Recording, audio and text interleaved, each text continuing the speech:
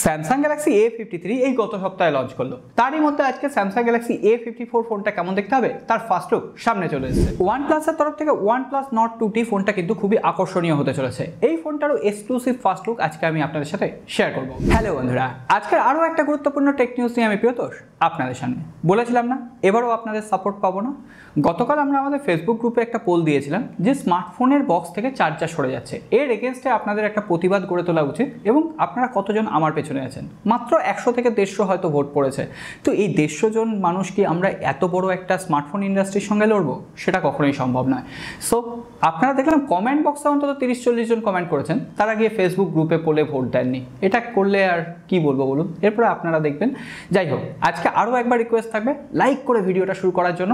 1000 লাইকের দায়িত্ব এটা আপনাদের উপরেই থাক। তাহলে চলুন টেক নিউজ পর্ব শুরু করি। প্রতিদিনের মতো আজকেও কিন্তু হোয়াটসঅ্যাপের খবর। হোয়াটসঅ্যাপে একটা নতুন আপডেট আসতে চলেছে, যেখানে আপনার এখন কন্ট্যাক্ট নাম্বার সেভ না থাকলেও আপনি হোয়াটসঅ্যাপে তাকে মেসেজ করতে পারবেন। এতদিন পর্যন্ত অচেনা কাউকে মেসেজ করতে গেলে হোয়াটসঅ্যাপে তার কন্ট্যাক্ট নাম্বার সেভ করতে হতো, তারপরে হোয়াটসঅ্যাপে গিয়ে সার্চ করতে হতো। হোয়াটসঅ্যাপ এমন একটা আপডেট আছে যে ওই ব্যক্তির কন্ট্যাক্ট আর আপনাকে সেভ করার দরকার নেই, ডাইরেক্টলি আপনি হোয়াটসঅ্যাপের মাধ্যমে তাকে মেসেজ করতে পারবেন। অবশ্যই একটা ভালো ফিচার। অ্যাপেলের একটা ইউনিক ফিচার্স হচ্ছে ফেস আইডি রেকগনাইজেশন। এতদিন পর্যন্ত অ্যাপেলের কোনো ফোনে যদি ফেস আইডি রেকগনাইজেশন কাজ না করতো, তাহলে অ্যাপেলের সম্পূর্ণ ডিসপ্লেটাকে কিন্তু চেঞ্জ করার দরকার পড়তো। কিন্তু অ্যাপেল প্রথমবারের জন্য আইফোন 12 এর ক্ষেত্রে বলেছিল ফেস আইডি কাজ না করলে ডিসপ্লে সম্পূর্ণ চেঞ্জ করার দরকার নেই, শুধুমাত্র ফেসিয়াল রেকগনাইজেশন যে সেন্সরটা রয়েছে সেটা চেঞ্জ করলেই হবে। এই সুবিধাটা এতদিন পর্যন্ত ছিল শুধুমাত্র আইফোন 12 ইউজারদের জন্য, কিন্তু অ্যাপেল এখন অফিসিয়ালি বলে দিয়েছে আপনার যে কোনো অ্যাপেলের স্মার্টফোন থাকতে পারে যেখানে ফেস আইডি কাজ করছে না, সেই ফেস আইডি এখন থেকে শুধুমাত্র সেন্সরটা চেঞ্জ করলেই আপনার হবে,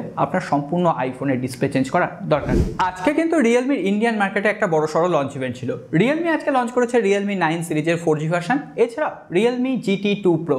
প্রথমে রিয়েলমি GT2 Pro এই ফোনটাকে দিয়ে শুরু করি। এই ফোনটার দাম রাখা হয়েছে 49,999 রুপি বেস ভ্যারিয়েন্ট, যদিও 5,000 রুপি কম দিয়ে সেটাকে 44,999 রুপিতে পাওয়া যাবে। কিন্তু আপনার তার জন্য SBI ক্রেডিট কার্ড থাকতে হবে। অনেকের কাছে SBI ক্রেডিট কার্ড নেই, তাদের কিন্তু ওই 50,000 রুপি খরচ করতে হবে। এই ফোনটার স্পেসিফিকেশন আমি বলছি না, তবে হ্যাঁ মোটামুটি ভালো দামই আমার লেগেছে।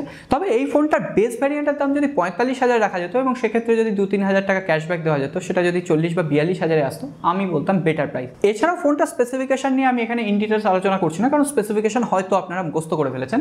এছাড়াও টিজার পেজ থেকে স্পেসিফিকেশনটা আপনারা দেখে নিতে পারবেন। এছাড়াও এই ফোনটা ছোট ভাই রিয়েলমি GT Neo 2, এই ফোনটা আগামী মাসে কিন্তু ইন্ডিয়ান মার্কেটে লঞ্চ করতে চলেছে। সেই ফোনটার স্পেসিফিকেশনও দেখতে পাচ্ছেন এবং সেই ফোনটার দাম আশা করা যায় ওই 32 থেকে 35,000 রুপির মধ্যে হবে, বাংলাদেশে গেলে 45,000 টাকা। আর রিয়েলমি GT2 Pro মোটামুটি ওই 55 থেকে 60,000 টাকায় বাংলাদেশের মার্কেটে পেয়ে যাওয়ার সম্ভাবনা রয়েছে। এছাড়াও রিয়েলমি আজকে লঞ্চ করেছে রিয়েলমি 9 এর 4G এডিশন, যেখানে 108 মেগাপিক্সেলের ক্যামেরা রয়েছে, কোয়ালকম স্ন্যাপড্রাগন 680 একটা 4G প্রসেসর রয়েছে, এছাড়াও এখানে 90 হার্জের অ্যামোলেড ডিসপ্লে রয়েছে। এই ফোনটার দাম রাখা হয়েছে 17,999 রুপি, যদিও প্রথম দিকে অফারে আপনি 15,999 রুপিতে পাবেন, যেটা মোটামুটি বাংলাদেশে আপনারা 20,000 প্রায় 22,000 টাকার আশেপাশে পেয়ে যাবেন। কিন্তু এখানে 108 মেগাপিক্সেল দেখলেই তো হবে না, এটা আদপে কেমন পারফর্ম করছে সেটাই আমাদের দেখে নিতে হবে। সো দেখা যাক, এই ফোনটার রিভিউ অবশ্যই আসবে। এছাড়াও রিয়েলমি যখন আজকে লঞ্চ ইভেন্ট চলছিল, সেই লঞ্চ ইভেন্ট থেকে রিয়েলমি কিন্তু তাদের আরও একটা ফোনকে টিজ করা শুরু করে দিয়েছে, Realme 9 Pro Plus free fire edition. অর্থাৎ এটা গেমিং সেন্ট্রিক বেশ কিছু অপশান হয়তো থাকবে। এছাড়াও এই ফোনটাতে মিডিয়াটেকের ডায়মেনসিটি 920 চিপসেট থাকবে বলে শোনা যাচ্ছে, অ্যামোলেড ডিসপ্লে এবং 120 হার্জের রিফ্রেশ রেট থাকবে। বাদ বাকি স্পেসিফিকেশন খুব তাড়াতাড়ি আমরা জানতে পারলে আপনাদের সাথে শেয়ার করবো। আর এই ফোনটা এই মাসে লঞ্চ করছে না, এটা আগামী মাসে ভারতের মার্কেটে লঞ্চ করবে স্পেশাল এডিশন। ওপোর তরফ থেকে আজকে আরও একটা নতুন ফোন টিনা সার্টিফিকেশন সেকশনে এনলিস্টেড হয়েছে। মডেল নাম্বার বলা হচ্ছে Oppo K10, যদিও Oppo K10 ইন্ডিয়ান মার্কেটে লঞ্চ হয়েছে ওই 15-16 হাজার রুপির আশেপাশে, কিন্তু সেটা একটা 4G স্মার্টফোন। যাই হোক, Oppo K10 এই যে নতুন ফোনটা এনলিস্টেড হয়েছে, সেখানে কোয়ালকম স্ন্যাপড্রাগন 888 প্রসেসর রয়েছে, অ্যামোলেড ডিসপ্লে রয়েছে। এছাড়াও এখানে 5000 মিলিঅ্যাম্পিয়ারের ব্যাটারি, 80 ওয়াটের ফাস্ট চার্জার সাপোর্ট রয়েছে, 50 মেগাপিক্সেলের ট্রিপল রিয়ার ক্যামেরা রয়েছে, এছাড়াও 16 মেগাপিক্সেলের একটা সেলফি ক্যামেরা রয়েছে। সো দেখা যাক Oppo এটা কি নাম নিয়ে লঞ্চ করে। এরপরে OnePlus এর তরফ থেকে দুটো খাসা খবর রয়েছে। OnePlus Nord N20 ফোনটার ফার্স্ট লুক সামনে চলে এসেছে। এছাড়াও এই ফোনটার বেশ কিছু সার্টিফিকেশন সেকশনে এনলিস্টেড হয়েছে, যেখান থেকে আমরা ফোনটার স্পেসিফিকেশনও জানতে পারছি। যেমন জানতে পেরেছি এখানে কোয়ালকম স্ন্যাপড্রাগন 695 একটা 5G প্রসেসর থাকবে, এর সঙ্গে সঙ্গে অ্যামোলেড ডিসপ্লে থাকবে, কিন্তু কোনো রকম হায়ার রিফ্রেশ রেট থাকছে না, 60 হার্জের রিফ্রেশ রেট থাকবে, 50 মেগাপিক্সেলের ট্রিপল রিয়ার ক্যামেরা থাকবে। এছাড়াও 4500 mAh এর ব্যাটারি, হতে পারে 33 ওয়াট বা 67 ওয়াটের ফাস্ট চার্জার থাকতে পারে। সো দেখা যাক, এটা নিয়ে এখনও দ্বন্দ্ব রয়েছে। তবে যে ফোনটাকে নিয়ে কোনো রকম দ্বন্দ্ব নেই, OnePlus Nord 2T, এই ফোনটার এক্সক্লুসিভ লুক আমার সত্যিই মন কেড়ে নিয়েছে। একটা আধুনিক ডিজাইন দেখা যাচ্ছে এবং যে ক্যামেরা হাউসিংগুলো রয়েছে সেটা সত্যিই আই ক্যাচি লাগবে। এখানে কিন্তু 6.43 ইঞ্চির একটা অ্যামোলেড ডিসপ্লে থাকছে, 90 হার্টজের রিফ্রেশ রেট থাকছে, মিডিয়াটেকের ডায়মেনসিটি 1300 চিপসেট থাকছে, 50 মেগাপিক্সেলের ট্রিপল রিয়ার ক্যামেরা, 32 মেগাপিক্সেলের সেলফি ক্যামেরা, 4500 mAh ব্যাটারি এবং 80 ওয়াটের ফাস্ট চার্জিং টেকনোলজি থাকছে। এবং বলা হচ্ছে 30,000 রুপির ক্যাটাগরিতে কিন্তু এই স্মার্টফোনটা লঞ্চ করবে এবং বাংলাদেশে মোটামুটি 40,000 টাকার আশেপাশে।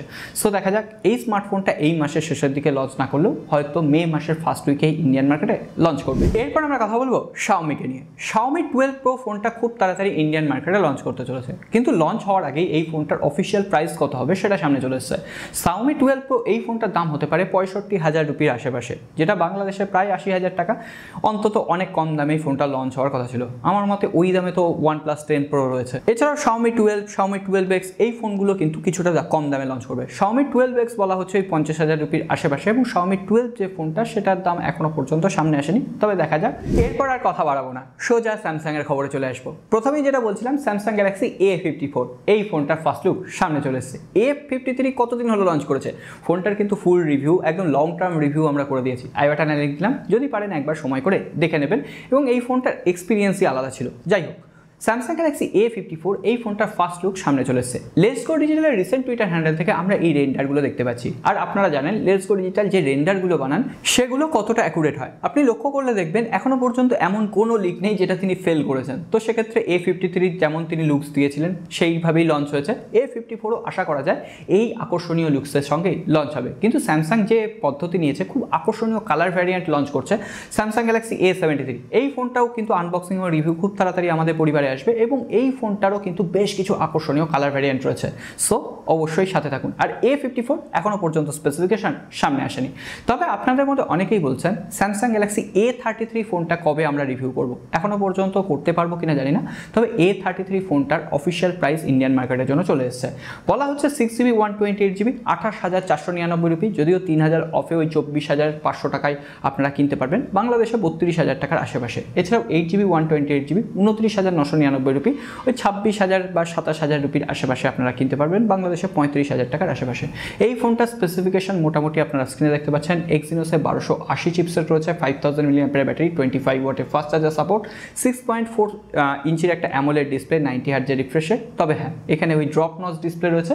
সো এই ফোনটাকে নিয়ে যদি রিভিউ করতে বলেন তাহলে আমরা চেষ্টা করে দেখতে পারি, কিন্তু এখন কথা দিতে পারছি না। স্যামসাং গ্যালাক্সি M53, হ্যাঁ এই ফোনটার আজকে একটা আকর্ষণীয় খবর সামনে এসেছে। বলা হচ্ছে স্যামসাং গ্যালাক্সি A73 ফোনটায় যে 108 মেগাপিক্সেলের সেন্সারটা দেওয়া হয়েছিল সেই সেন্সারটাই কিন্তু স্যামসাং গ্যালাক্সি M53 পাবেন। তবে হ্যাঁ, M53 অর্থাৎ M সিরিজের ফোন, ওই ফোনটার দাম কিন্তু অত হিউজ হবে না। মোটামুটি দেখবেন হাফ দামেই হয়তো স্যামসাং গ্যালাক্সি M53 বা হাফের একটু বেশি দামে হয়তো M53 আপনারা পেয়ে গেছেন, কিন্তু সেখানে ক্যামেরা সেন্সার একই থাকবে। স্যামসাং গ্যালাক্সি Z Fold 4, হ্যাঁ এখন থেকে স্যামসাং এর ফোল্ডিং ফোনকে নিয়ে উত্তেজনা শুরু হয়ে গেছে। আজকে শোনা যাচ্ছে স্যামসাং গ্যালাক্সির যে পরবর্তী ফোল্ডিং ফোনটা আসবে তার হিঞ্জ নাকি আরও পাতলা হবে, অর্থাৎ ফোনটা আরও পাতলা হওয়ার একটা কিন্তু সম্ভাবনা থাকছে। এছাড়াও কনস্ট্রাকশনের দিক থেকে আগের জেনারেশনের থেকে 20% ইমপ্রুভ হবে। এছাড়াও সেখানে 3x telephoto zoom lens use করা হবে। সো দেখা যাক, আমরা ফোল্ডিং ফোনের অবশ্যই রিভিউ করার চেষ্টা করবো। এখনো পর্যন্ত সত্যি কথা বলতে ফোল্ডিং ফোনের এক্সপিরিয়েন্স করার সৌভাগ্য হয়নি। সো বন্ধুরা, আজ আর কথা বাড়াচ্ছি না, রবিবারে সন্ধ্যাবেলা Q&A এপিসোড আসবে, আপনারা জানেন। আপনাদের যদি মনে কোনো প্রশ্ন থাকে অবশ্যই কমেন্ট করে লিখে জানান। আমি গুরুত্বপূর্ণ প্রশ্নগুলোর উত্তর অবশ্যই Q&A এপিসোডে আনার চেষ্টা করব। আজকে আর কথা বাড়াচ্ছি না, আরও একবার রিকোয়েস্ট করবো, লাইক বাটন প্রেস না করা থাকলে লাইক বাটনটা প্রেস করে দেবেন। আর হ্যাঁ, পোলটা এখনও রয়েছে, পারলে আপনারা পোলে গিয়ে অ্যান্সার দিন, ডেসক্রিপশন বক্সে লিঙ্ক আছে।